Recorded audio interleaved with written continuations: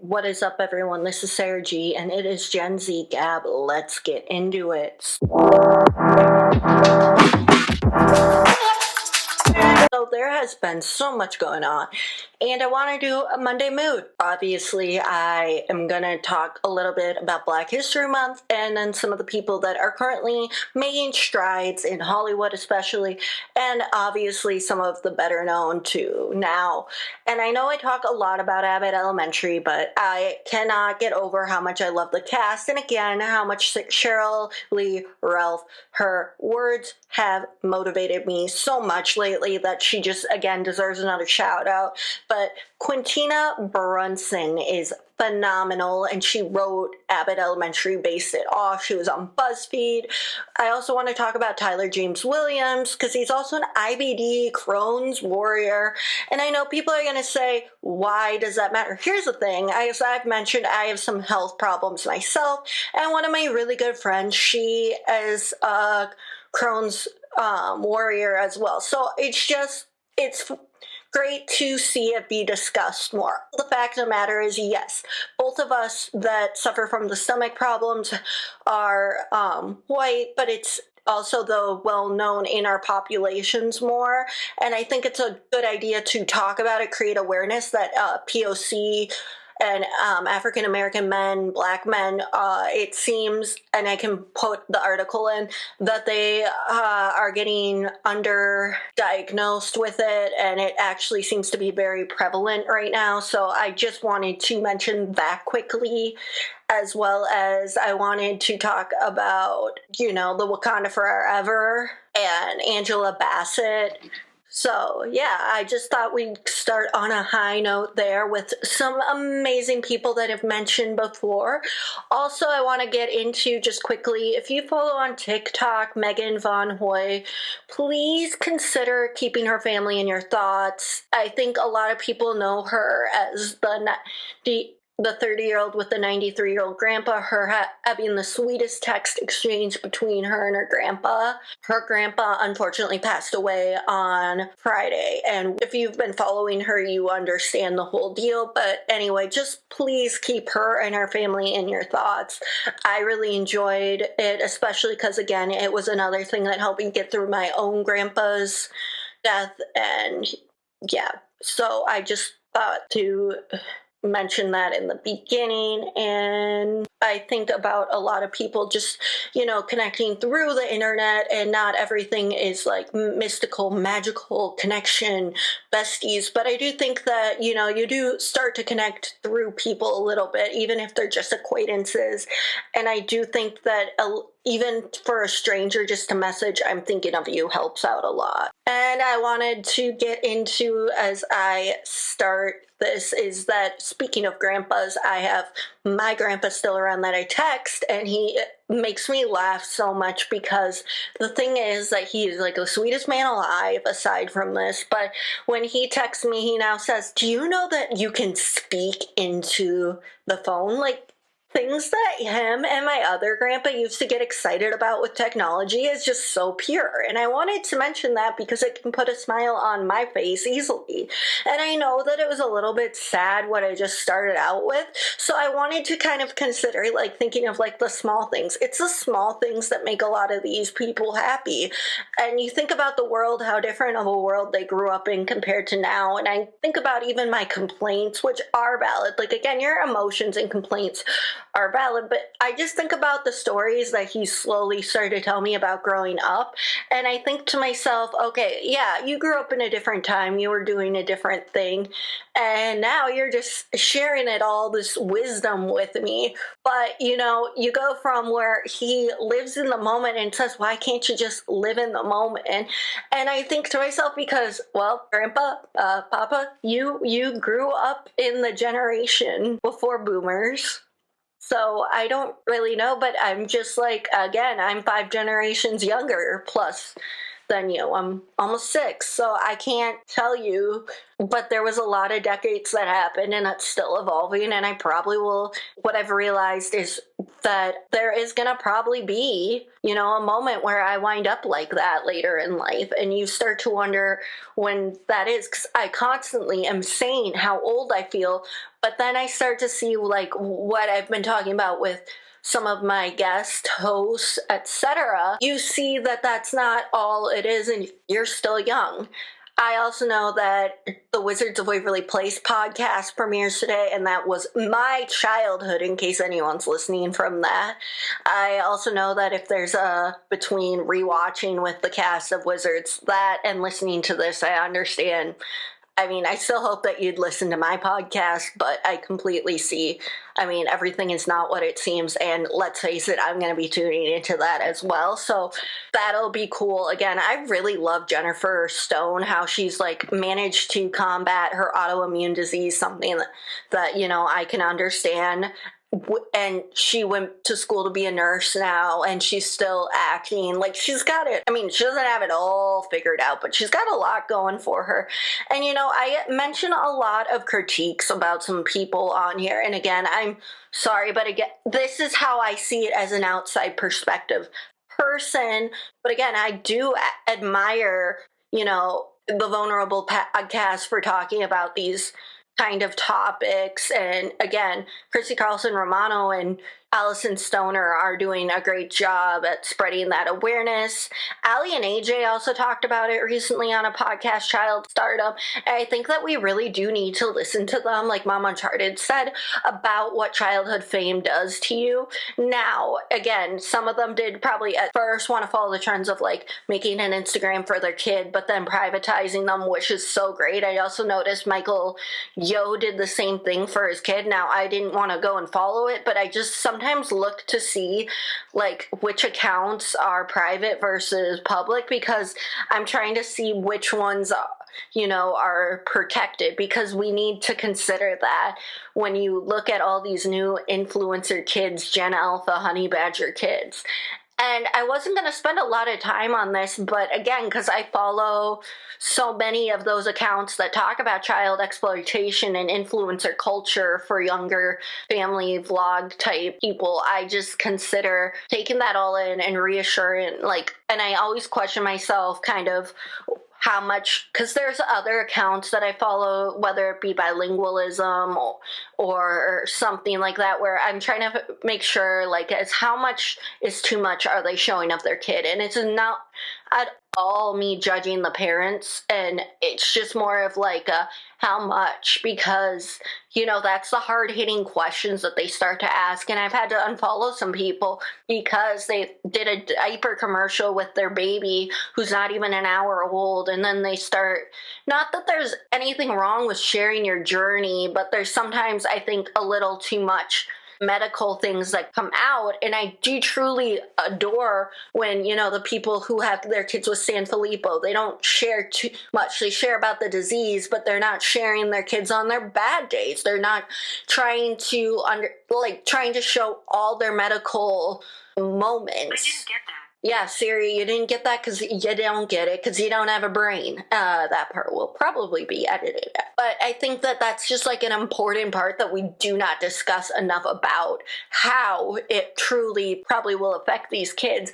And when it's creating awareness for, again, a rare disease or creating awareness for a disability, I've actually noticed a lot of the moms are not in the creator fund as well. And I just think that we need to consider that. Now, again, I'm not a parent. I'm not trying to offer up anything, but I see a lot of kids who come out of this first round of family vloggers who have now said some things, especially separately, but 19 kids and counting. When you want to talk about Ginger speaking on her whole situation and the family, you think about that as well too, because that's in some ways what the kids of these family vloggers are going through. And I also just thought about that because, again, this is a lot to digest, obviously, and I go in different directions, but I just wanted to mention it again because I think that, Reddit drama, Twitter drama, all this stuff, and vlogging, and just finding out all this stuff, going down the rabbit hole is one of those things that sometimes I think it's good to have a little bit of that information, but honestly, to spend all your time and energy on that, that's not healthy either. And I just wanted to discuss it because it's kind of like, you're addicted to your phone, you're addicted to all these social media applications, and then at the end of the day, you're like, I really don't care. But then the fact of the matter is, you do. The fact of the matter is, I care still enough. I may not have a Reddit account, but I go on Reddit, but I don't try to fall completely down the rabbit hole, like I said last week. But I think it just goes to show no one's immune to it. And I also know that we're constantly growing and trying to figure out our next step. And I just wanted to emphasize some of those quick topics before I completely move on and talk about, like, again, how excited of new TV shows that got renewed for more seasons. I quickly want to talk about Burb Patrol. It's an amazing show. It should get a season 2. It was made by Schoolyard Production, Schoolyard TV. It's a media company that's smaller. Truly phenomenal how they work with creators, and they're trying to make very quick, very subscription-free type media, and I wanted to talk about it because, again, I've been following. I watched season 1, all the 10 episodes. They're all under 15 minutes, and I just truly wish that there was a season 2. Unfortunately, I'm someone too broke to do that, so I decided that I might as well just talk about it. It is very funny. Obviously, think of like Reno 911, Tacoma FD, if you're thinking in that kind of realm, some of that true TV type of media comedy. It has a lot of creators, comics, and some influencers that are in this show. And I think that, everyone who hasn't seen it yet should go and check it out. It's available on YouTube for free for anyone. It's also on Amazon Prime if you have a subscription. And I think that one of the things that I like about this is that it's run by a lot of people from the industry. Like I said, the cast and crew look phenomenal in the show, and I wanted to highlight just some of the key components that I've seen. Again, I'm sorry if I did not catch everyone. I want to support everyone in the best way possible, but I'm going to talk about some of the owners, some of the creator of it, as well as writers. Again, producers, if I miss you, I am so sorry. But I'm going to highlight like the top 5 people I know of, and again, I am only keeping up with this apology because I know that there's more people behind the camera than even just these 5 people, or more than 5 people that are in front of the camera. So to make it all possible, I just want to say, if you haven't had a chance yet, please go and follow them on Instagram. They're even on LinkedIn. So if you're someone who is into that, as well as TikTok, Twitter, go for it.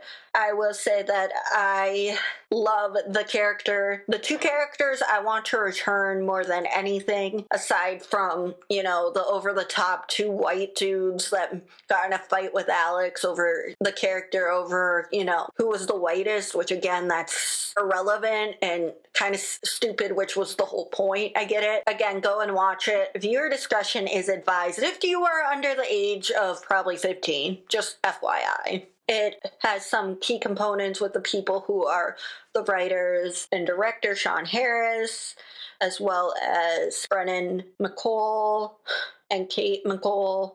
And again, I'm sorry if I mispronounce your name. And Fashelle Lawrence, who actually plays another iconic character, which you probably already know is going to come back just because of the way that he was heckling one of the poor security guards, although it is hilarious. Again, if you watch the squatty scene, you'll know what I'm saying.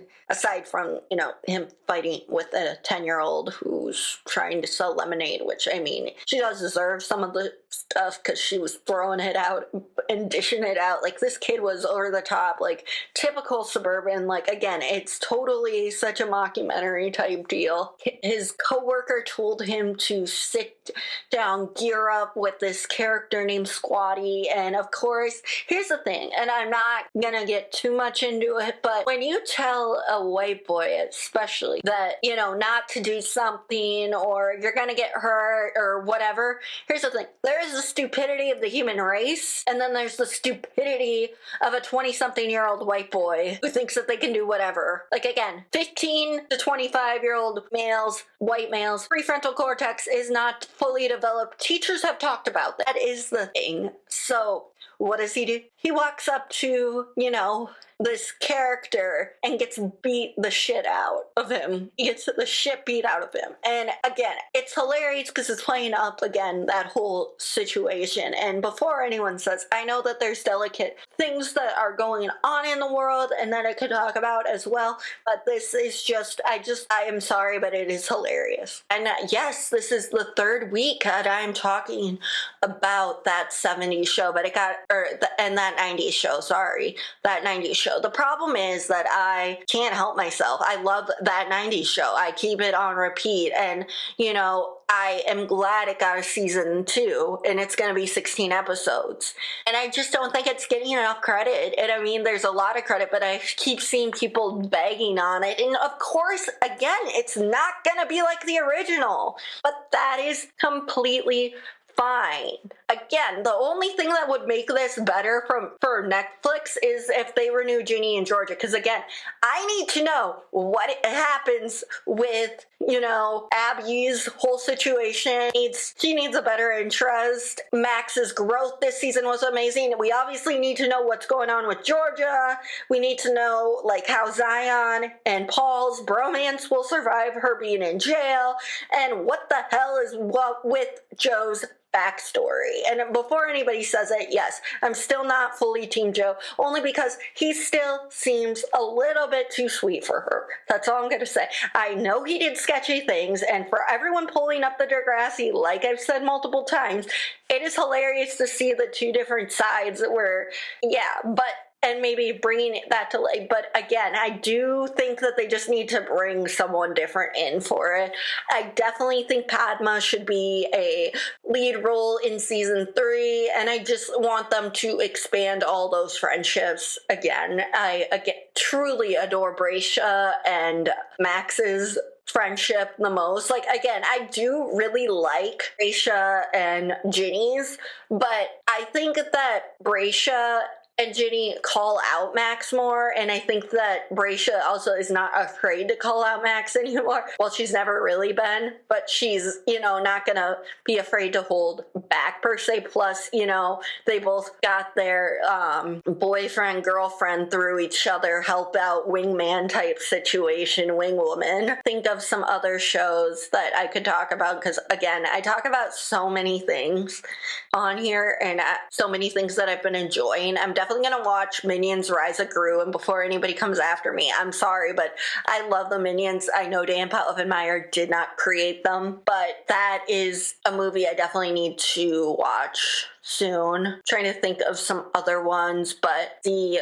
week of just trying to, again, figure out my next step. And I know I talk about this constantly, but it's true. I've just been trying to, you know, not let the stress of TikTok potentially closing down wear me out. I've been trying to do more of a, you know, lighthearted 2020 and 2019 vibe where, you know, it wasn't as serious. I really appreciate creators, again, like Ethan Trace, though, that is calling out all of this, like, you know, toxicity, love, hate with this app, because we truly do seem like very connected, very chained to the screen there. But it's also because we create a lot of people lots of good things. And I do truly think that, you know, sometimes it does get overwhelming when you find out that TikTok does this thing like where they decide whether or not your video will go viral. And again, I've been having a lot of fun lately doing the dupes and doing the reactions. And, you know, again, I can't begin to say how hilarious it is that you can do dupes so easily. Like, I don't think people realize that, yes, it takes time to kind of get the pictures together and but it's so easy with how much there are similarities between characters, people, places, things.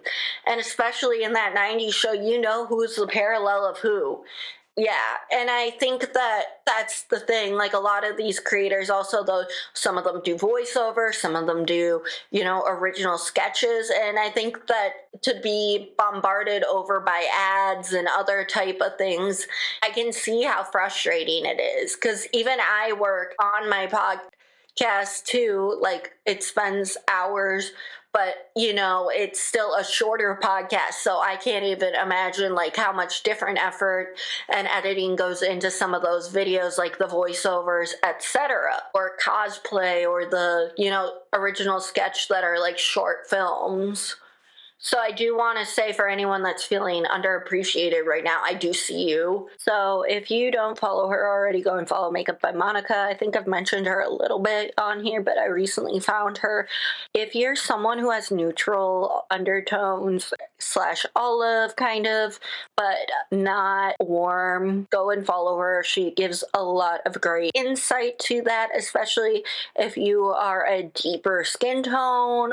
She makes a lot of things more brown girl friendly, and I think that just shows like the level of non-diversity that we have in makeup, and that it needs to change. She's one of the few big creators that are talking about this, and truly I don't know where I would be without like her knowledge on neutral tones. And I know people are going to say, but Sarah, like, why is it such a big deal? Here's the thing, as I've talked about in many things, I cannot find very good shades to wear when it comes to foundation, etc. And I've talked about this where it's either too green, too orange, or too red, and that just doesn't work. And a lot of times people need color correctors, etc.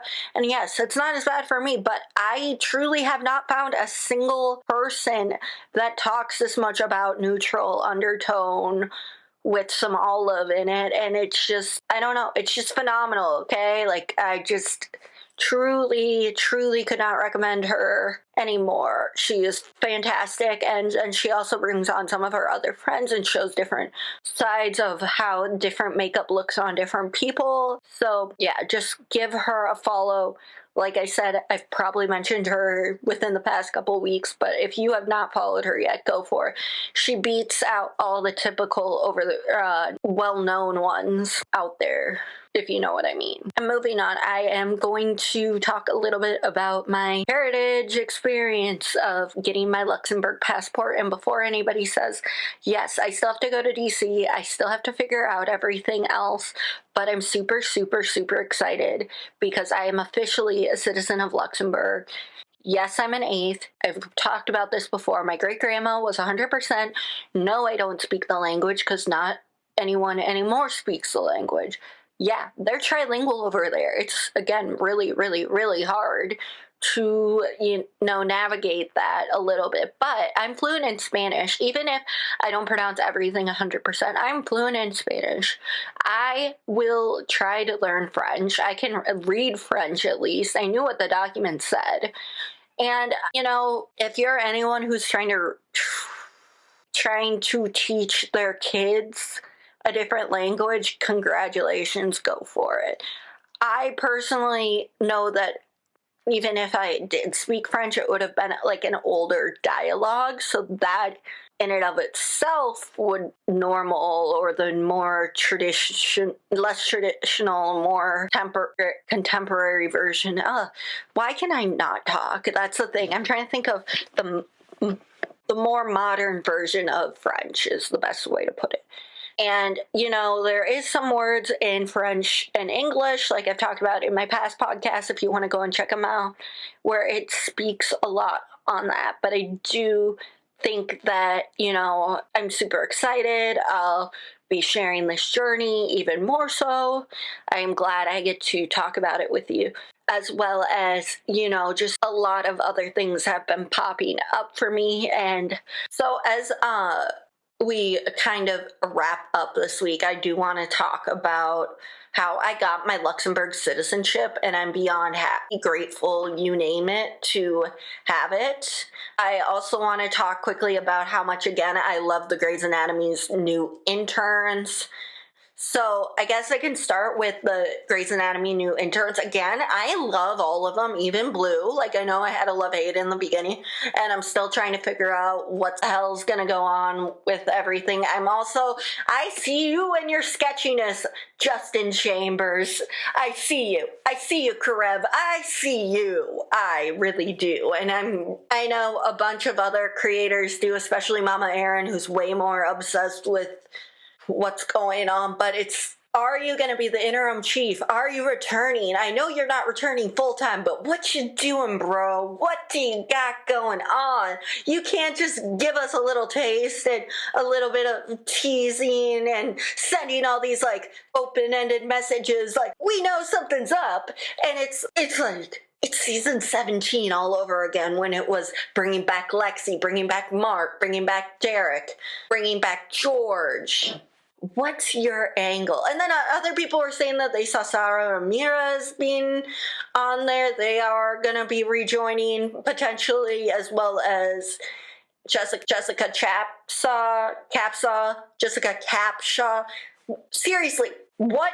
You better not be playing mind games on me, people. You better not. You better not. And also, Station 19, I already saw that intro. I saw that little preview of what's going to happen with Maya and Karina, Marina. What the hell is going to happen to that? Because they're giving us so much energy and so much little bits and drama and pieces. Speaking of drama and pieces, here's the thing. I know I shouldn't be going off on a tangent, a side note, but everybody knows that. That's the ADHD. Live with it, live without it, I don't know. For here, it is definitely going to be still a main topic of my life. But can we talk about, again, Kirby Johnson, one of my favorite TikTokers, and her mom P. By the way, again, you guys are free to be on here anytime you want. Definitely want to find out more about your interesting lives. Again, love how hilarious everything is. But again, Kirby told a story about her overdramaticness winding up making her doctor super concerned about herself. And yes, I know I have a lot of Energizer Bunny, really dramaticness in my voice and the way that I talk. But I just wanted to say, if you guys have not seen that video yet, obviously go and see it. And it explains so much of like what you should and should not say at a doctor's office. But also, as someone who lives with chronic illness like she does, doctors understand why she said that. So here, there, everywhere. I also wanted to touch on the fact that Laura High and a bunch of her sperm donor conception group of friends got their bill passed or are working on getting it passed. There's so many amazing creators I have to check on quick, but it's not just her, but she obviously, like I mentioned last week, was running around like a sperm. She continued to interview people as just a little bit of a sperm donor, or not sperm donor, but she was running around the White House being just a typical sperm. She just needs someone to dress up like an egg, and then that will work out in the end. So yeah, if you guys also haven't seen, like, again, Dr. Jennifer Lincoln dressed up as a vag, which I know isn't always the most beautiful thing, but honestly, if those two would ever team up for a collaboration in like the fertility industry, I'd be okay with that. But yes, I have to think about this quickly, but so I don't want to butcher anybody's name, but Laura High and some of their donor conceived friends were around doing this past week. A lot of good work. So yes, I'm looking at my phone. And if you want to know more info, follow her on Instagram and TikTok.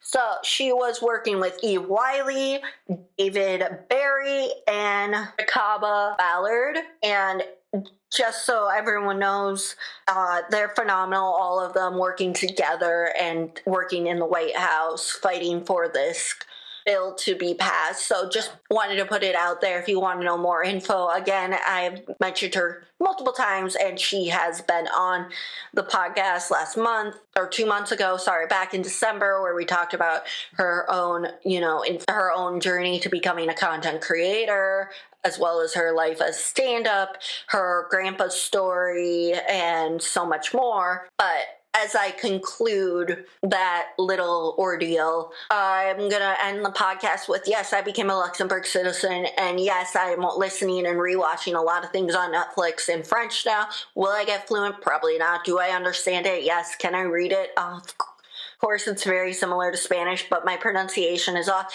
Today at work, I had to pronounce something that was more Italian, and I completely did the double L as a Y.